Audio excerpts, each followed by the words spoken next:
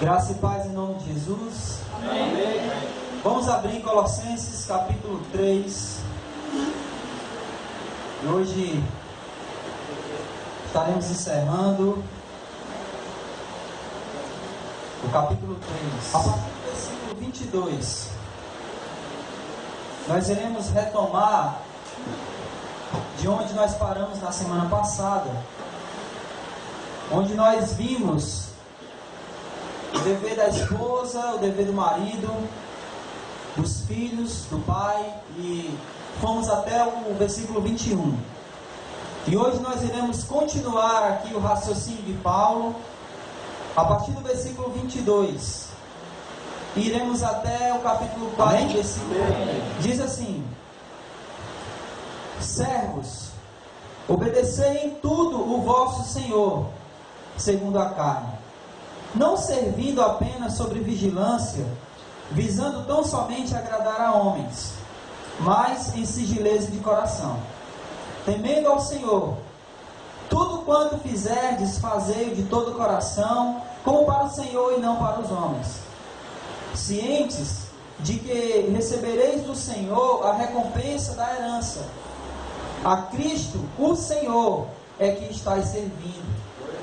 Pois aquele que faz injustiça receberá em troco a injustiça feita. E nisto não há acepção de pessoas. Senhores, tratai os vossos servos com justiça e com equidade, certos de que também vós tendes Senhor no céu. Glória a Deus. Vamos orar. Soberano Deus, Senhor de nossas vidas, Senhor de nossas almas, mais uma vez, Senhor, nós nos reunimos em Teu nome para Te adorar, para Te render louvores e para ouvirmos a Tua palavra, Senhor. Por isso, a nossa oração, mais uma vez nesta noite, é que o Senhor e somente o Senhor fale aos nossos corações. Que a Tua palavra penetre no mais profundo do nosso ser e possamos sair daqui edificados por ela, e que o Teu Espírito Santo trabalhe em nossas vidas mediante ao ouvir a Tua palavra, Senhor. Nos ajuda, como seres falhos e fracos que nós somos, a praticar a Tua vontade. Vontade essa que nós aprendemos mediante a explicação e a pregação da Tua palavra, Senhor. Faz assim, para a glória do Teu nome, é que nós oramos. E desde já Te agradecemos. No nome de Jesus, amém e glória a Deus. Amados, como é de costume, eu sempre gosto de iniciar aqui as quartas-feiras falando sobre um pouco daquilo que a gente já falou sobre a carta aos Colossenses. E eu venho falando que o apóstolo Paulo, ele está lutando contra algumas heresias aqui. Eu venho falando isso quarta-feira após quarta-feira. E os ensinamentos dessas heresias, eles têm como proposta, ou eles tinham como uma proposta, tornar aqueles irmãos mais espirituais. Fazer com que aqueles irmãos fossem pessoas com um nível espiritual mais elevado. Então essa era a proposta das heresias. Eles faziam isso e diziam isso mediante ao cumprimento de algumas coisas. Seria mais ou menos assim. Os gnósticos, eles ensinavam o seguinte: olha, quer dizer que vocês não adoram os anjos? Quer dizer que vocês não prestam cultos aos seres espirituais? E aí aqueles irmãos diziam, não. E eles diziam o seguinte: então que tipo de cristãos são vocês? Vocês só podem ser cristãos de segunda categoria, já que vocês não cultuam os anjos, já que vocês não prestam culto aos seres espirituais assim como nós. Então vocês são menos cristãos. Então a espiritualidade de vocês está lá embaixo. Onde já se viu isso? Não cultuar os anjos. Seria essa mais ou menos aquilo que eles estavam tentando ensinar para aqueles irmãos.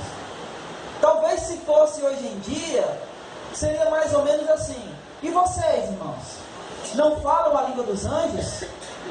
Que tipo de cristãos são vocês que não falam a língua dos anjos? Que não foram batizados no Espírito Santo? Não, vocês são cristãos de segunda categoria.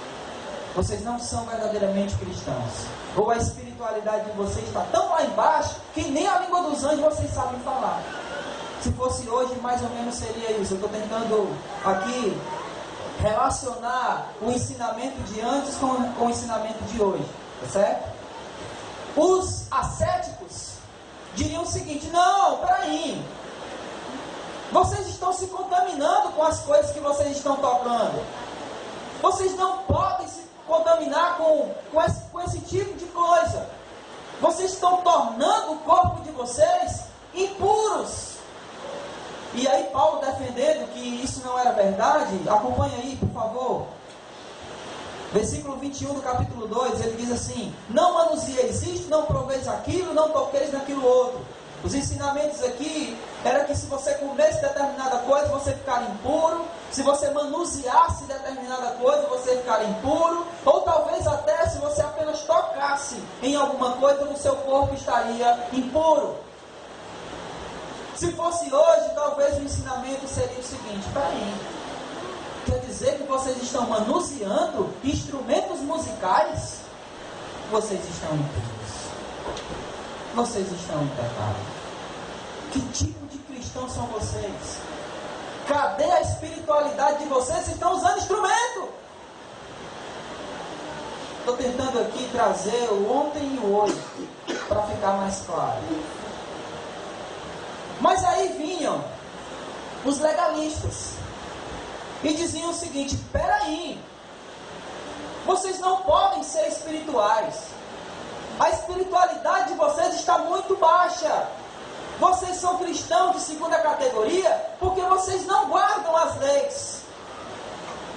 Vocês não estão guardando a circuncisão. Vocês não estão guardando o sábado. Vocês não estão cumprindo os mandamentos de Moisés. Então a espiritualidade de vocês precisa dar um upgrade. Precisa ser elevada. E para isso vocês têm que guardar as leis de Moisés. Se fosse hoje, seria mais ou menos assim: como é? Vocês não chamam Jesus de Yeshua? Vocês não andam com a arca da aliança nas costas? Vocês não tocam o berrante? Então vocês não são espirituais. Talvez seriam esses ensinamentos se essa carta fosse hoje.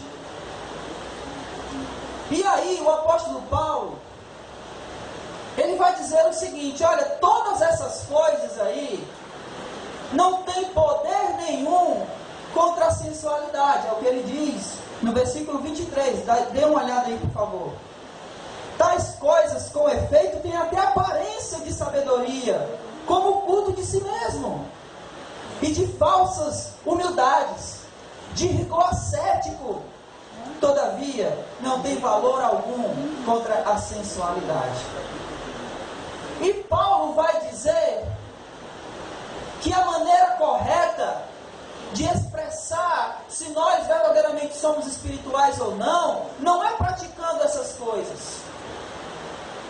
A forma correta de mostrar a nossa espiritualidade, primeiro ela tem que vir, e aí é por isso que Paulo começa a dizer, a ensinar sobre a vida e a obra de Jesus, porque a verdadeira espiritualidade só pode vir mediante o Evangelho de Jesus. Não tem como vir de outra maneira. É por isso que o tema da carta é a suficiência e a supremacia de Jesus. Nenhum rigor ascético de não toqueis nisso, não proveis aquilo e não manuseis aquilo outro vai nos dar espiritualidade. Nenhuma prática da lei mosaica vai nos tornar mais espirituais. Não é porque a gente cultua anjos que nós nos tornaremos mais espirituais. Não é porque a gente fala a língua dos anjos que a gente é mais espiritual. Não é isso. É mediante o Evangelho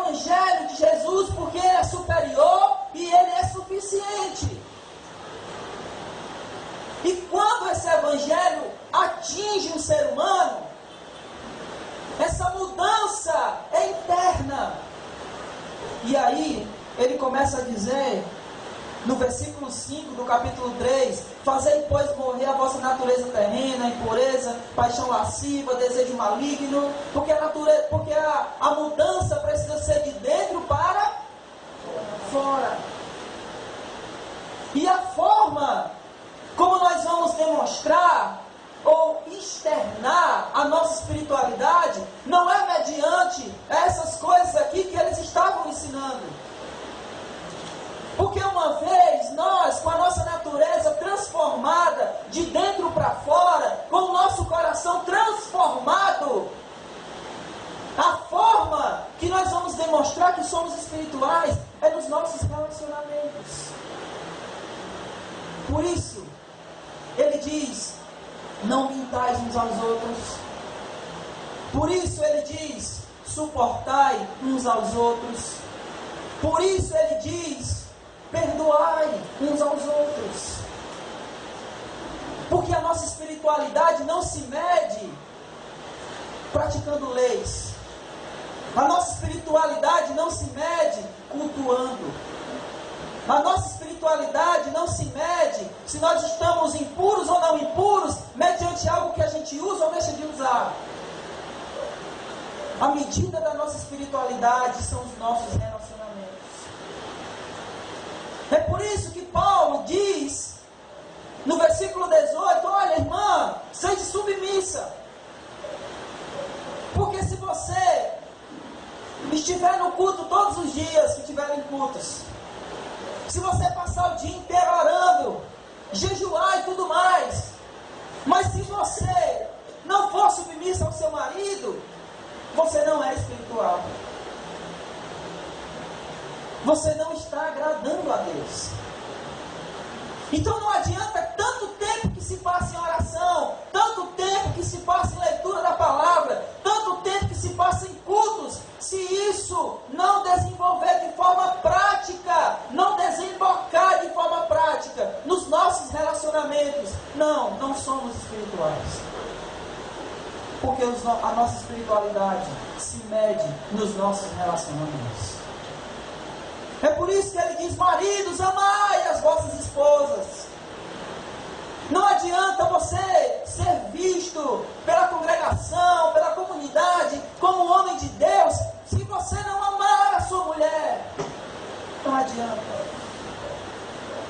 Filhos, não adianta vocês serem vistos como jovens missionários que estão aí para pregar a palavra de Deus. Não adianta se vocês não obedecerem vossos pais. Pais, não adianta vocês estarem atarefados com tarefa na igreja, fazendo isso, fazendo aquilo, e esquecer da educação dos seus filhos. Não adianta. A nossa espiritualidade é medida de acordo com os nossos relacionamentos. E deixa eu só colocar um parênteses aqui. Eu não estou dizendo que nós não devemos não orar. Eu não estou dizendo que a gente não deve vir para os cultos. Eu não estou dizendo que a gente não deve ler as escrituras. Não estou dizendo isso, vocês sabem disso. Eu estou dizendo que a nossa espiritualidade não se mede pela quantidade de tempo que a gente gasta em oração.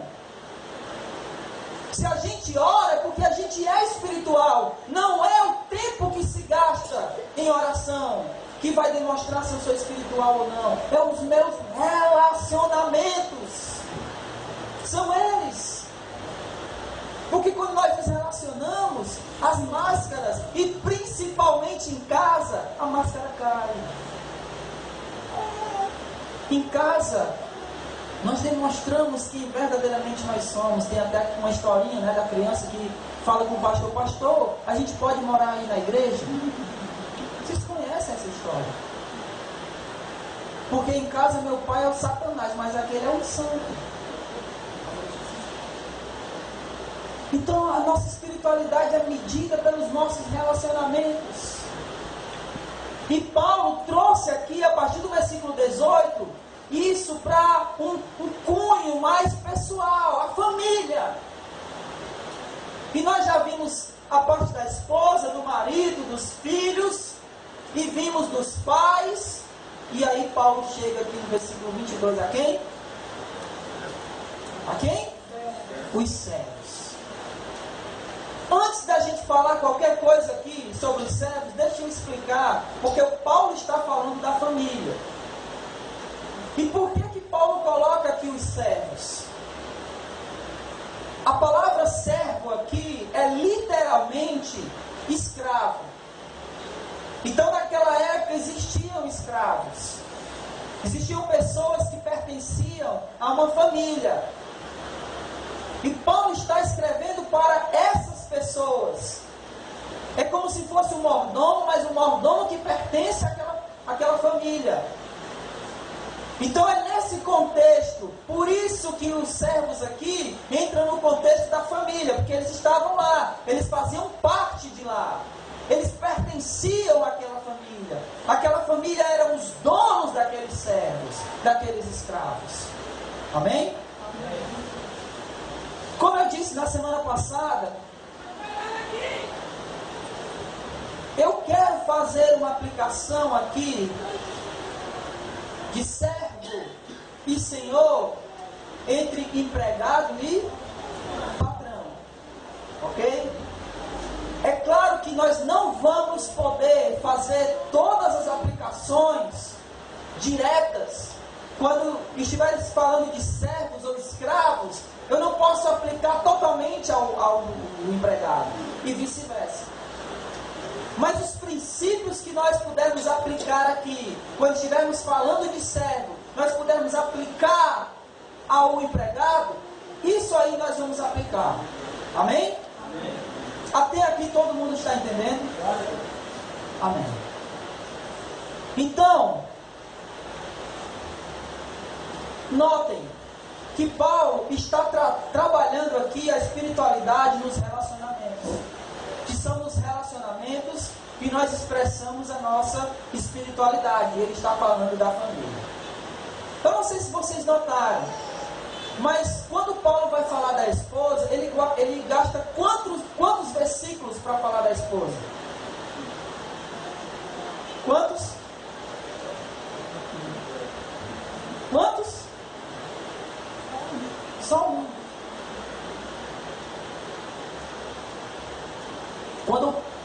Quando Paulo vai falar do marido, ele gasta quantos versículos? Do marido? Ele gasta um. Do marido, não estou falando do pai, o marido. Ele gasta um. Quando ele vai falar do filho, ele gasta quantos versículos? Apenas um. Quando ele vai falar do pai, ele gasta quantos? Apenas um. Mas aí, quando ele vai trabalhar com a questão do servo, ele gasta quantos? 4 versículos. O que nos dá a entender e a impressão correta de que ele está mais preocupado com essa área. Como era bem comum naquela época existirem escravos e muitos deles terem se convertido ao cristianismo, Paulo está aqui dando uma instrução direta para esses escravos. E eu quero que a gente entenda que Paulo não está defendendo a escravidão.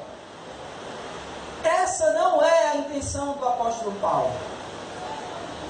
Mas por outro lado, ele não está defendendo a escravidão, mas por outro lado, ele não está aqui sendo um revolucionário. Olha, agora em Cristo vocês estão livres, porque olha, alguns versículos antes, no versículo 11, olha o que é que Paulo diz: no qual não pode haver grego nem judeu, circuncisão nem incircuncisão, bárbaro, cita, escravo ou livre, porém Cristo é tudo em todos. Então Paulo, ele não está defendendo a escravidão, mas ele também não está aqui levantando uma bandeira pró-escravos. Olha, agora vamos todo mundo para as ruas, pela liberdade dos escravos. Não, Paulo não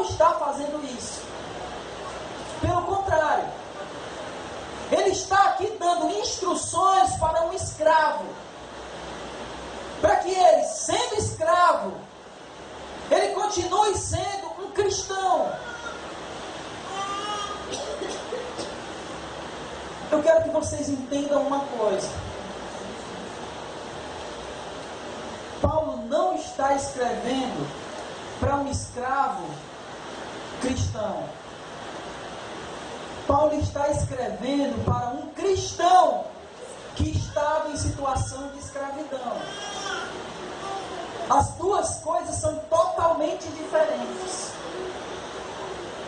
Paulo está escrevendo para pessoas que, estando no estado de escravidão, eles saibam como se comportar como um cristão e assim expressar a sua espiritualidade e assim glorificar o nome de Deus.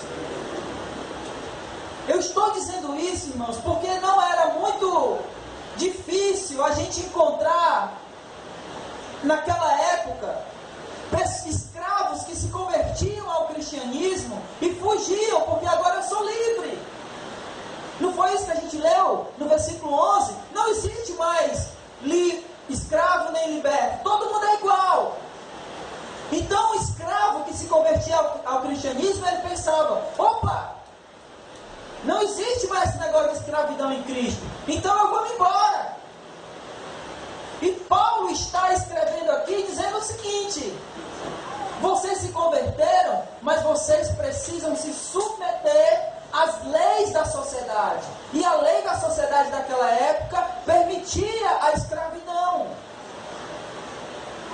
E eu disse que Paulo não estava defendendo a escravidão, porque lá em 1 Coríntios capítulo 7, eu vou pedir para você abrir lá, por favor.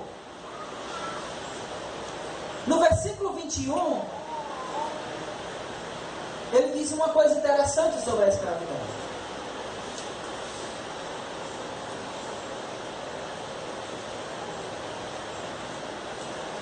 Alguém pode ler, por favor? 7:21.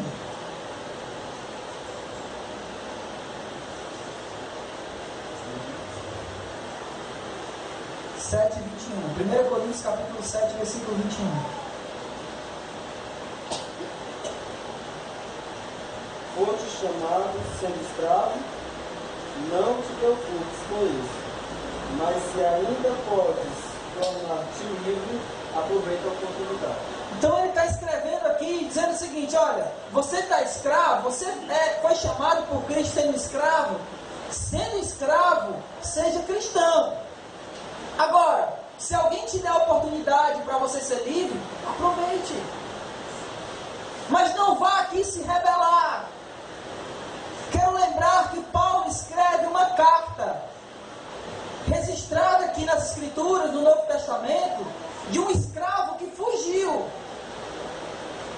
E aí esse escravo fugitivo encontra Paulo na prisão, estão presos na mesma prisão, e Paulo prega o evangelho para esse escravo, ele se converte.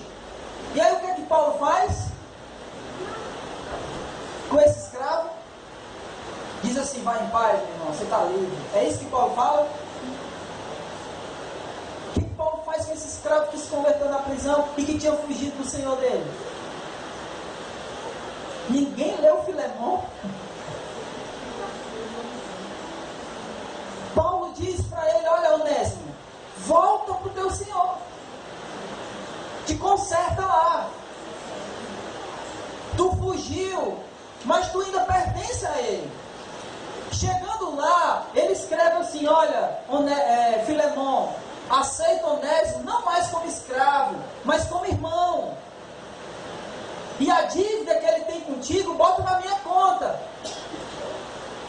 Então Paulo estava pedindo para Filemão receber Onésimo de volta, mas ele estava mandando Onésimo de volta para consertar a situação dele diante do seu Senhor.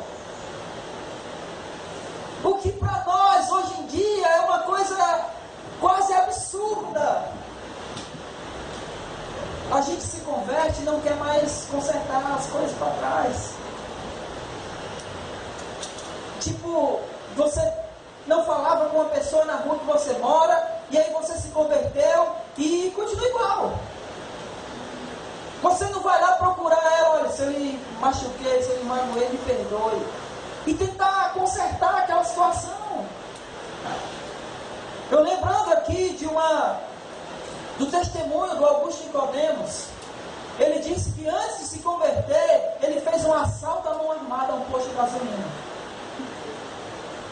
E depois da conversão, um tempo depois, quando ele conseguiu, juntar o dinheiro, ele voltou lá no posto de gasolina e pagou o dinheiro que ele tinha assaltado ao dono.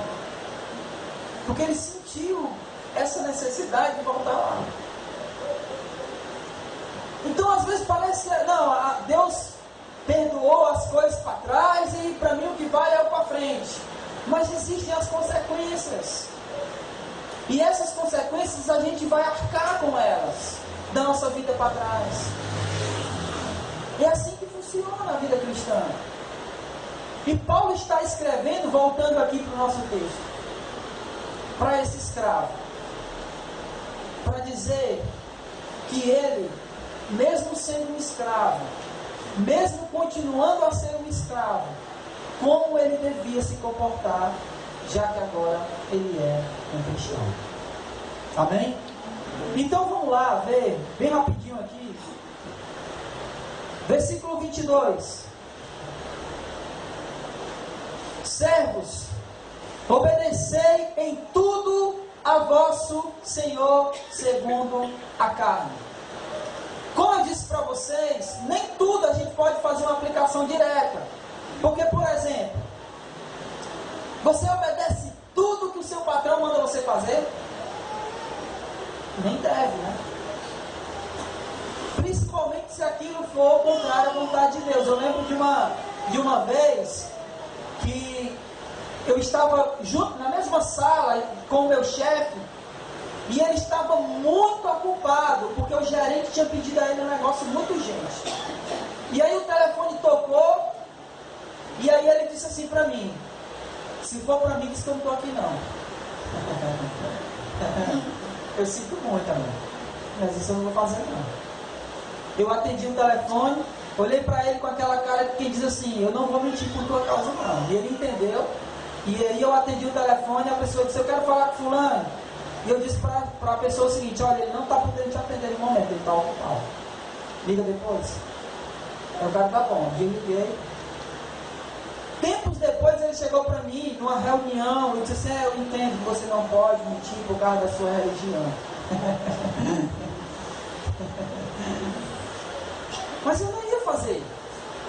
Então aqui o contexto é para o servo. Entendamos que para aquele contexto obedecer tudo que o Senhor mandava, o Senhor do servo, era permitido, desde que não fosse contra a vontade de Deus.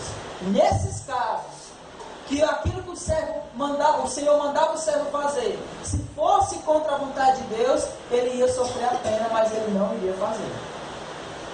Por que Paulo está dizendo que eles devem obedecer em tudo? Porque Paulo está supondo que o Senhor daquele servo também fosse um cristão. E ele não iria pedir nada que fosse contra a vontade de Deus. Mas vamos continuar aqui, porque eu gostaria de aplicar no nosso contexto patrão empregado. E ele diz: obedecei em tudo vosso Senhor da carne, não servindo apenas sobre vigilância, visando tão somente agradar a homens, mas com singeleza de coração, temendo ao Senhor. Irmãos, todos nós sabemos que infelizmente os cristãos no seu local de trabalho não se comportam assim. Pelo menos não a maioria. Como é que a maioria se comporta? Cadê o supervisor? Está vendo? Lá vem o supervisor. Não é assim? E o que o texto está dizendo? O que o texto diz? O que o texto diz, irmãos? Não fazer apenas sob vigilância, mas fazer com singeleza de coração, não querendo agradar os homens, mas querendo agradar a Deus. tudo que nós fizermos, nós temos que estar no nosso trabalho pensando que nós estamos fazendo para o Senhor. Essa é a atitude de um cristão. Aí tem aquele que diz, mas eu vou fazer isso, vou enriquecer o meu patrão. E daí? A tua função não é pensar que o teu patrão vai ficar rico, mas fazer aquilo que tu foi designado para fazer. E fazer da melhor maneira possível. Porque é assim que o cristão faz. Eu lembrando aqui de José do Egito. José era escravo na casa de quem? De Potifar. E aí ele começou a administrar as coisas de Potifar. E Potifar começou a prosperar. E ele fazia isso porque na mente de José, ele estava fazendo para Potifar? Ele estava fazendo para Deus. E pior, ele foi injustiçado. Aí foi para onde? Foi para a prisão. Ele preso injustamente, o carcereiro faz o quê? Coloca todo mundo na mão dele porque ele administrava bem. Eu lembro de uma vez, de uma pregação de um pastor, ele usando esse texto de José, ele falou uma coisa interessante. Ele disse assim: se tudo que você for fazer, faça da melhor maneira como estivesse fazendo para Deus. Até se você for cavar uma cacimba, faça ela o mais redondo possível. Porque é para o Senhor. Porque assim, nós vamos dar testemunho do nosso Deus. Irmãos, hoje, o número de cristãos que dão mau testemunho no trabalho é imenso. É enorme. Eu lembro de uma pregação antiga do Silas Malafaia, ele dizendo que há uns 15, 20 anos atrás, ele dizendo que o comandante de uma das forças armadas, eu não lembro se é exército, aeronáutica, eu não lembro, ele disse que esse comandante chegou para ele e disse: pastor, os meus melhores soldados são crentes. Talvez se isso fosse hoje, seria como? Os meus piores soldados são os crentes. Porque não fazem mais como se estivessem fazendo para Deus. Há uma dicotomia, ou seja, um rompimento, uma divisão, onde a pessoa é uma coisa aqui e é uma outra coisa no trabalho. Nós tivemos aqui um intensivo sobre fé e trabalho. E eu não sou um profissional cristão, eu sou um cristão que exerço uma profissão. E é assim que tem que ser. E nós vamos expressar isso quando nós fazemos as coisas não sob vigilância. Porque o nosso supervisor, chefe, patrão, sei lá, ele pode não estar presente, ele pode não estar vendo, mas Deus tudo vê. Deus tudo vê. E você sabe por quê, irmãos? Que deve ser assim? Porque o seu patrão, ele fechou um contrato com você por serviços prestados por hora. Se você é um profissional que tem carteira assinada, você sabe que você ganha por hora. Todo mundo sabe disso. E se você fechou um contrato ganhando tanto por hora, quando você naquela hora deixou de fazer, sabe o que você está fazendo? Você está fraudando o seu contrato. Mas a palavra do cristão tem que ser: o que passar disso é do diabo. É por isso que a gente precisa, se a gente fechou um contrato, não fazer apenas sob vigilância, mas fazer porque agora eu sou cristão e a minha palavra tem que valer.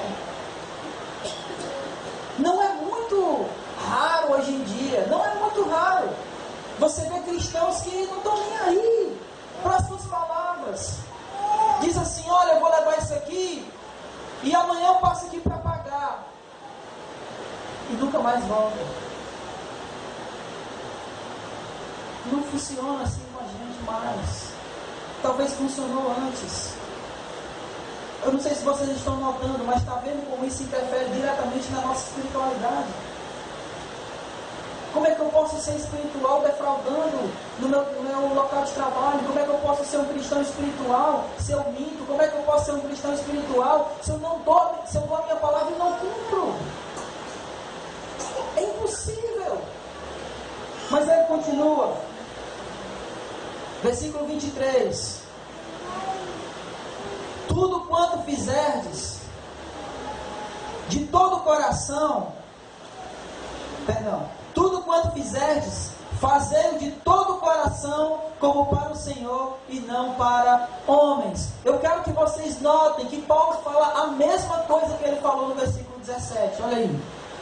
E tudo quanto fizerdes, seja em palavra, seja em ação, fazei em nome do Senhor Jesus, dando por ele graças a Deus o Pai.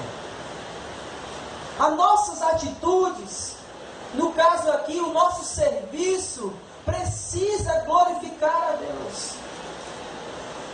A nossa vida profissional precisa glorificar a Deus. Precisa dar glória a Deus. Lembra do que eu acabei de falar aqui do comandante? Quando ele disse, os meus melhores soldados são os crentes, o que é que ele estava fazendo? Ele estava dando glória a Deus. Glória a Deus que Deus entrou na vida deles. Glória a Deus que agora eles são crentes, porque quando eles se converteram, eles se tornaram melhores profissionais. Um mau testemunho não glorifica a Deus, de maneira nenhuma. É por isso que nós, como cristãos, nós precisamos fazer aquilo que a gente tem que fazer no nosso trabalho, não sob vigilância, mas como se a gente estivesse fazendo para Deus. Ciente de que, versículo 24, ciente de que recebereis do Senhor a recompensa da herança. A Cristo, o Senhor, é que estáis servindo. Essa recompensa da herança que Paulo está falando aqui, todos os comentários que eu li, eles se referiam ao porvir. É como se ele estivesse dizendo o seguinte: olha, não espere nada daqui. Você está trabalhando e está ganhando pouco, não murmure. A sua herança está guardada. E ela é Cristo quem vai te dar. Quantos de nós murmuramos pelos nossos trabalhos? Às vezes porque trabalhamos demais, ganhamos pouco. Talvez porque ganhamos muito pouco e trabalhamos mais ainda. E Paulo, eu quero deixar claro que eu não estou dizendo que a gente não deve procurar melhoria. Eu não estou dizendo isso. Eu estou dizendo que a nossa recompensa não é nessa terra. Nós vamos trabalhar como se estivéssemos fazendo para Deus e sem esperar melhorias aqui. Se elas vierem, glória a Deus, mas se elas não vierem, a nossa recompensa está guardada. É Deus quem vai nos dar, é Cristo quem vai nos dar essa recompensa. Glória a Deus. Então não adianta murmurar. Talvez o resto de nossas vidas a gente vai ficar assim, trabalhando muito e ganhando pouco. Mas glória a Deus, porque mesmo trabalhando muito e ganhando pouco, mesmo assim no meu trabalho eu vou me comportar como cristão. É disso que Paulo está tratando. O nosso comportamento como cristão, nos nossos empregos, nos nossos trabalhos. Versículo 25. Pois aquele que faz injustiça receberá em troco a injustiça feita, e nisso não há acepção de pessoas. Aquilo que nós fizermos, nós vamos colher. Se nós formos maus profissionais, nós iremos colher os frutos do nosso mau profissionalismo. E nisso não há acepção. Tanto faz ser o rico como o pobre. Se ele se comportar com injustiça, ele vai colher os frutos da injustiça. Se a gente for mau profissional, nós iremos colher os frutos do nosso mau profissionalismo. Por isso nós precisamos nos comportar como cristãos. Seria mais ou menos assim.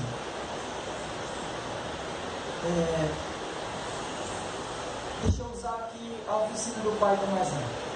Chega um cara para consertar um carro e diz assim: mas ele tem, eu não sei o que é que esse carro tem, ele está direto apagando tudo. Tem hora que eu estou andando e o bicho para tudo.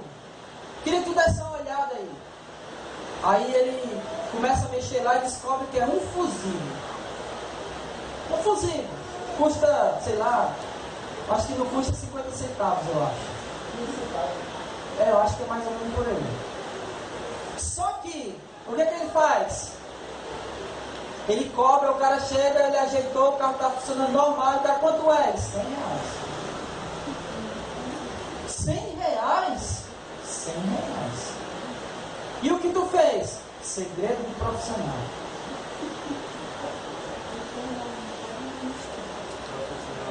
Eu quero fazer uma pergunta. Esse cara volta ainda na oficina? Aqui? Nunca mais. Nunca mais. Eu lembro de uma oficina mecânica ali na Avenida Central que quebrou por conta disso. O cara chegava para trocar, sei lá, um pneu. O cara, a tua suspensão não presta mais, aqui tem que trocar amortecedor, tem que trocar tudo. O cara gastava quase o valor do carro, sendo que não tinha nada a ver com o serviço que ele foi fazer. Ela fechou, quebrou. Então ele colheu o preço da sua injustiça. Amém? Amém. Deu para entender? E para finalizar, Paulo vai tratar aqui dos senhores. E aí nós vamos aplicar para o contexto do patrão.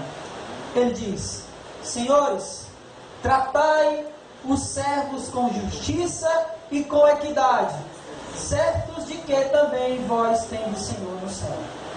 Tratai com justiça, ou seja, quanto é o salário que aquele camarada tem que ganhar? É tanto, então se pague tanto para ele. O que é tratar com equidade? Tratar como igual. Não é que você é o patrão que você tem que humilhar o seu funcionário. Não é que você é o patrão que você tem que tratar o seu funcionário como menos do que você. Não, trate com equidade, com igualdade, porque vocês são cristãos. É disso que está se tratando aqui. São nos relacionamentos que a gente mostra a nossa espiritualidade, lembram?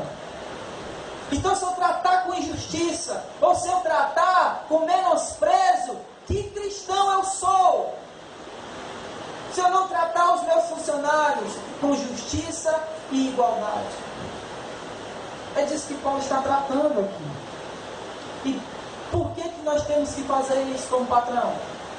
Porque lembre-se, ele está dizendo aqui, certos de que também vós tendes Senhor no céu. Não é porque você é patrão que você deixou de ter um Deus lá no céu. Ele está lá. E ele está vendo se você está tratando com justiça ou com justiça.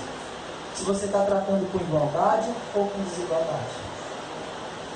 Lembre-se, vocês também têm Senhor no céu. Amém? Amém? Eu quero finalizar dizendo o seguinte: se aquelas heresias, a proposta delas era que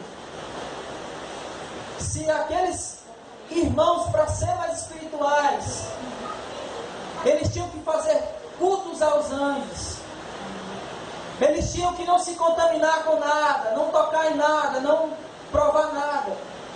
Se aqueles irmãos tinham que guardar determinadas leis para serem mais espirituais, Paulo está dizendo aqui que não, que a nossa espiritualidade não se mede dessa forma. A nossa espiritualidade se mede que, uma vez mortos e ressuscitados, uma vez que nós morremos ou fazemos morrer a nossa natureza terrena, uma vez que a gente despojou, despiu o velho homem e se revestiu do novo homem, então nós devemos andar como tais. Nós devemos andar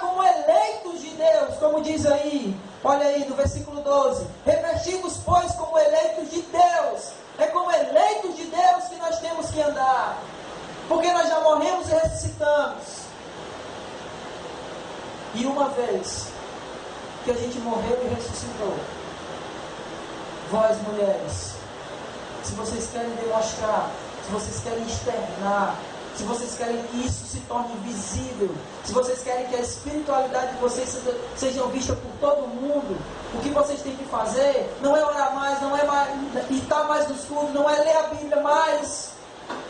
Tudo isso faz parte, mas não é isso que vai demonstrar que você é espiritual. O que vai demonstrar que você é espiritual é a sua submissão ao seu marido. Se você morreu, ressuscitou, fez morrer sua natureza terrena, se despiu do velho homem, se revestiu do novo homem, ajam como eleitos de Deus. E o que vocês vão demonstrar, a espiritualidade de vocês, homens, é se vocês amarem as vossas esposas. Essas são as práticas. Não é as práticas da lei judaica. Não são as práticas de rigor ascético. Não são. O que faz as pessoas notarem que nós somos espirituais é como nós nos relacionamos com as pessoas que estão perto de nós.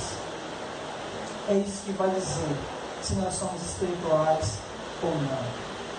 Lembram do que o apóstolo João disse nas suas cartas?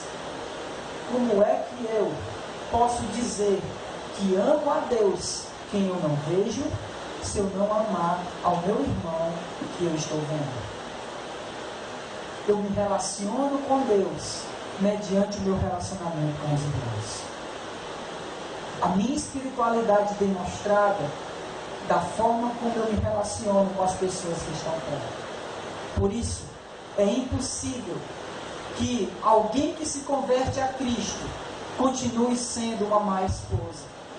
É impossível que alguém que se converte a Cristo continue sendo um mau marido.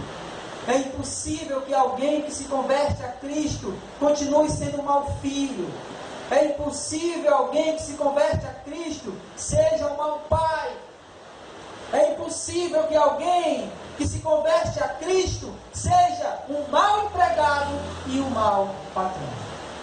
Porque vocês devem se comportar como eleitos de Deus. Amém. É isso que Paulo está falando. A nossa espiritualidade, ela vai ser demonstrada na forma com que nos relacionamos com as pessoas que estão próximas de nós. Que Deus abençoe as nossas vidas.